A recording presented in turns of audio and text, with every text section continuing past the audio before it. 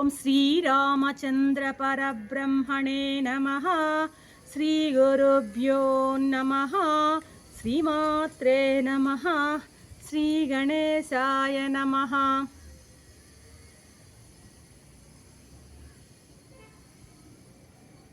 ప్రియ ఆత్మబంధువులారా, యోగ వాసిష్టం ముముక్ష వ్యవహార ప్రకరణము 47వ భాగం. ఈ ఎపిసోడ్లో వశిష్ఠ మహర్షి మానవుని యొక్క పూర్వ కర్మ కంటే, అంటే ప్రారబ్ధ కర్మ అనుకుంటున్నాం మనం, అంటే ప్రారబ్ధ కర్మ కంటే వేరుగా దైవం ఏదీ లేదు. నిన్నేమంటే ప్రారబ్ధ కర్మ కంటే అన్యంగా అదృష్టమేమీ లేదంటూ మొదలుపెట్టాడు. ఈరోజు దైవం ప్రత్యేకమైన దైవం అంటూ ఎవరూ లేరు, ఉన్నది పూర్వకర్మే దైవము అంటున్నారు ఇక్కడ వశిష్ఠ మహర్షి.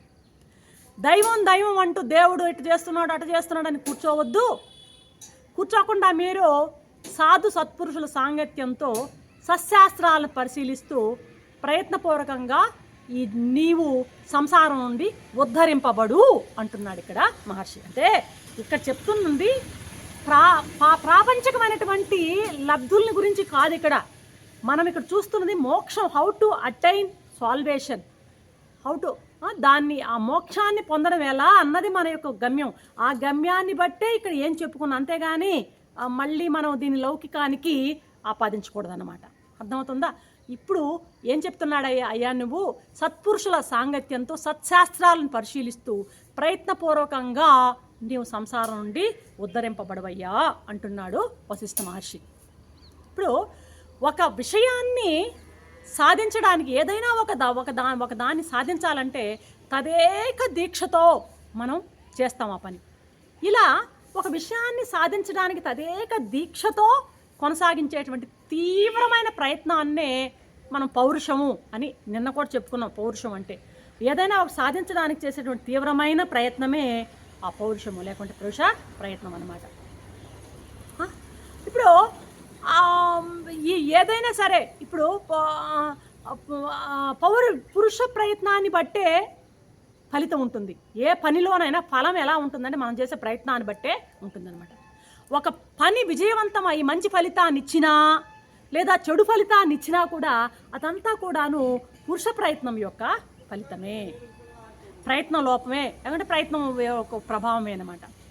ఇప్పుడు బలిష్టమైనటువంటి బాగా దృఢమైనటువంటి ఒక వ్యక్తి చిన్న పిల్లవాడిని సులభంగా ఓడిస్తాడు. ఒక కుస్తీ పట్టు అనుకో, ఆ కుస్తీ పట్టులో చిన్న పిల్లవాడిని ఆ బలిష్టమైనటువంటి వ్యక్తి ఈజీగా ఓడిస్తాడు అనమాట. అలాగే ఆ పూర్వకర్మ లేక ప్రారబ్ధ కర్మను ఇప్పుడు చేసేటువంటి ప్రయత్నంతో సులభంగా జీవించ. ఆ ప్రారబ్ధం అనేది చిన్న పిల్లవాడు అనుకుంటే, ఇప్పుడు చేసేటువంటి ఈ పురుష ప్రయత్నం వచ్చి బలిష్టమైనటువంటి మనిషి అనుకుంటే సులభంగా ఈ బలిష్టమైనటువంటి వ్యక్తి ఆ బాలకుణ్ణి ఓడించవచ్చు. కాబట్టి ఇప్పుడు ప్రయత్నంతో సులభంగా నిన్నటి దురాచారాన్ని నేటి సదాచారంతో సులభంగా రూపమాపవచ్చు. వెనుక చేసినటువంటి దుష్కర్మని ఈనాటి సత్కర్మతో చక్కగా నిర్మూలన చేయవచ్చు. ఈ దేవుడు ఈ ఏమంటారు ప్రారబ్ధ, ఇదంతా ఇది దరిద్రము, అదృష్టం లేదు, ఇవన్నీ మాటలన్నీ కూడాను దీనులు లౌకికులు అయినటువంటి వాళ్ళు మాత్రమే ఈ ప్రారబ్ధానికి లోబడిపోయి వాళ్ళు ఏం ప్రయత్నం చేయకుండా ఎక్కడ వేసిన గొంగళి అన్నట్టుగా అక్కడే ఉండిపోతారన్నమాట. ఎవరు? లౌకికులు, మూర్ఖులు. కాబట్టి శ్రీరామ, ఈ జన్మలో ఏదైనా విషయంలో మన ప్రయత్నం బాగా ప్రయత్నం చేసి ఒకవేళ ఆ ప్రయత్నంలో విఫలమైనామనుకో, అలా విఫలమయ్యాము అంటే దాన్ని మనం ఎలా అర్థం చేసుకోవాలంటే, పూర్వజన్మలో పురుషకారం ప్రారబ్ధ బలం చాలా గొప్పది. అంటే పూర్వజన్మలో నేను చేసినటువంటి ఆ పురుషకారం చాలా గొప్పది, ఇప్పుడు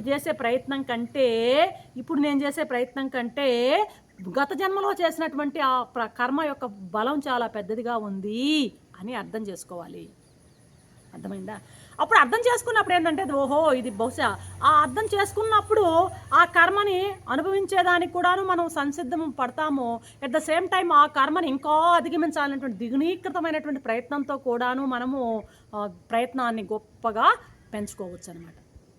కాబట్టి ఇది ఆ విధమైనటువంటి భావన మనకి కలగాలి అన్నది వశిష్ఠ మహర్షి యొక్క ఆశయం అన్నమాట. ఇప్పుడు ఒక జామ పండ్లు బాగా మినమినమినలాడుతున్నాయి, రెండు ఒకే కాడకి గుత్తు రెండు ఉన్నాయి. ఆ మార్కెట్లో ఆ బండి మీద అమ్ముతున్నాడు వాడు. నేను చూశాను, అబ్బా ఎంత అందంగా ఉన్నాయి ఈ పండ్లను. 2 పండ్లు తీసుకుని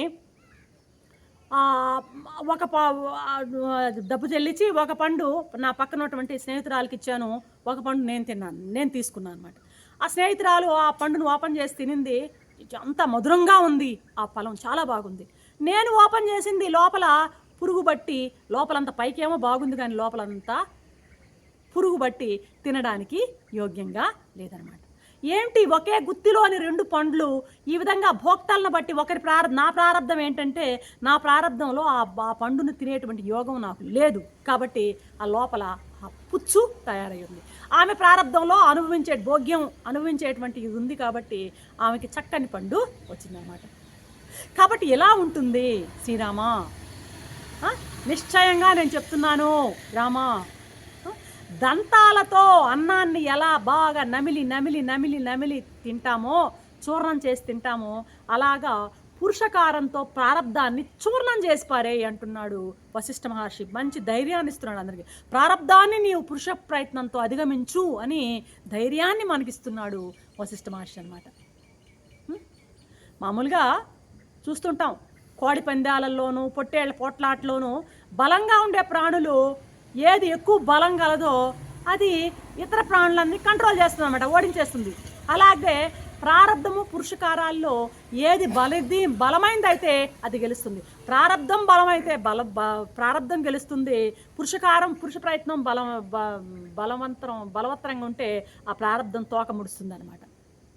ఇప్పుడు పూర్వకాలాల్లో రాజు వారసుడు ఎవరు లేనట్లయితే వరుసగా అందరినీ పురవీధుల్లో అందరినీ నిలబెట్టేసి ఒక ఏనుగుకి ఒక మాల ఇచ్చేసి ఆ ఏనుగు అలా తిరుగుతూ పోయి ఎవరో ఒక బిచ్చగాడి మోడల్లో వేస్తుందనమాట.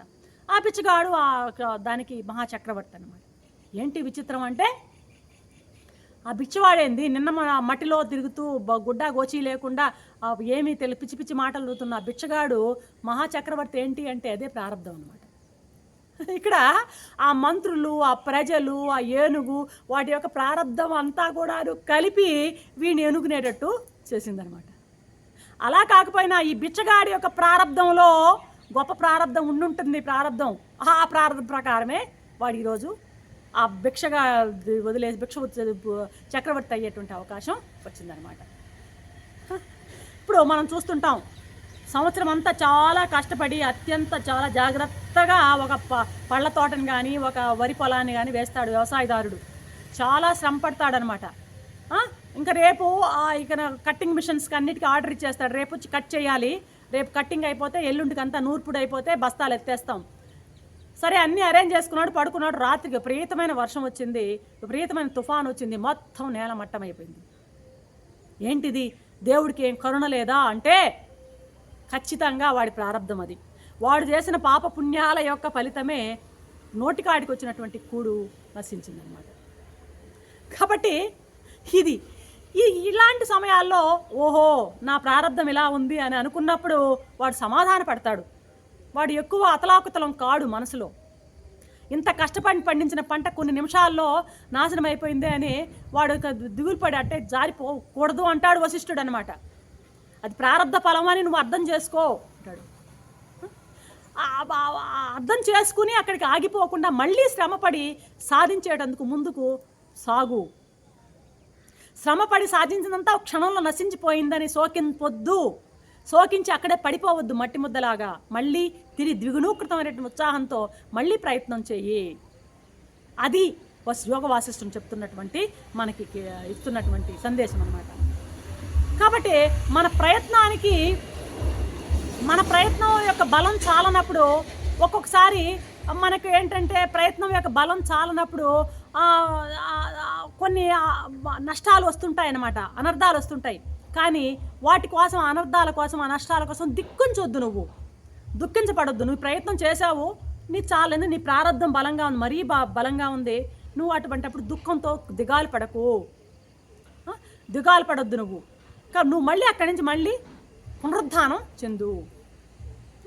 కాబట్టి రామచంద్ర, పురుషకారం చేతనే, ప్రయత్నం చేతనే ఇహపరలోకాల్లో ఎవరికైనా శ్రేయస్సు కలుగుతుందని నిశ్చయంగా నేను చెప్తున్నానయ్యా నీకు.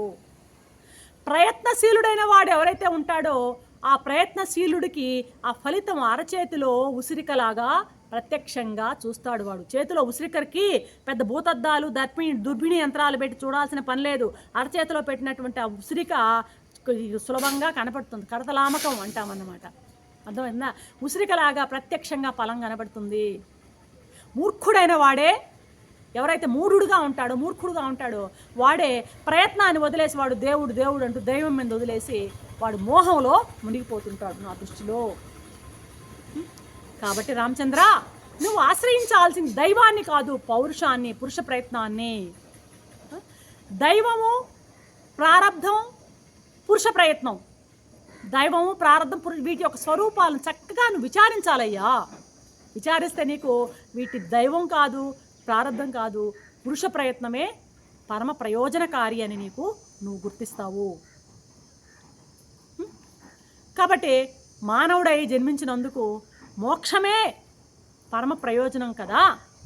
మరి ఆ మోక్షమే పరమ ప్రయోజనం కాబట్టి ఆ మోక్షానికై నువ్వు తగున ప్రయత్నం చేసి ఈ జన్మ పరంపరా రూపమైనటువంటి ఈ సంసారం అనేటువంటి రోగం నుండి నువ్వు బయటపడు రామచంద్ర. పురుష ప్రయత్నాన్ని మాత్రము నువ్వు వదలవద్దు. పురుష ప్రయత్నాన్ని నువ్వు చక్కగా ఎవరమైనా మన నిజ జీవితంలో కూడా ప్రతి అంశంలో కూడాను మనం ఈ పురుష ప్రయత్నాన్ని ద్విగుణీకృతంగా మనకు పెంచుకున్నట్లయితే ప్రతి పనిలోనూ విజయం అనేది మనకి సాధ్యపడుతుందని వశిష్ఠ మహర్షి మనకి దీని మూలంగా తెలియజేస్తూ రేపటి ఎపిసోడ్లో మరొక అంశంతో మీ ముందుంటాను. అంతవరకు సెలవు. సర్వం శ్రీరామచంద్ర చరణారవింద అర్పణం. ఓం